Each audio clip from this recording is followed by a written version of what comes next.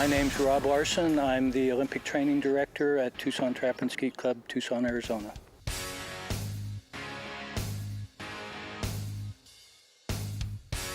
You're at the Tucson Trap and Skeet Club. It's been here since 1976.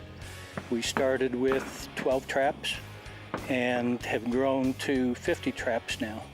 We have 50 American traps in the ground, we have 5 bunkers and 14 skeet fields.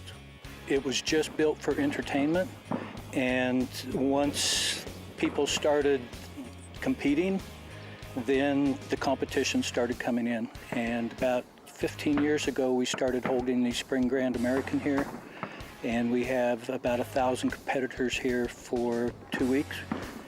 This last year, we threw 1.4 million targets in 2 weeks. It's the second largest trap shoot in the United States. This is the second time for the World Cup. We had a World Cup here in 2012.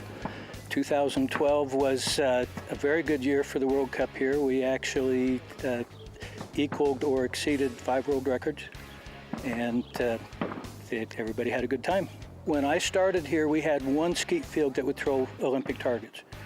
And we started with the junior program, and the junior program grew, and so we put in a bunker. And then the junior program grew a little more, and USA Shooting started paying attention to Tucson and asked if we could grow some more to hold national competitions. So we put in 2 more bunkers. So now we have 3 bunkers in the ground, and we're holding selection matches here for the United States shooting team.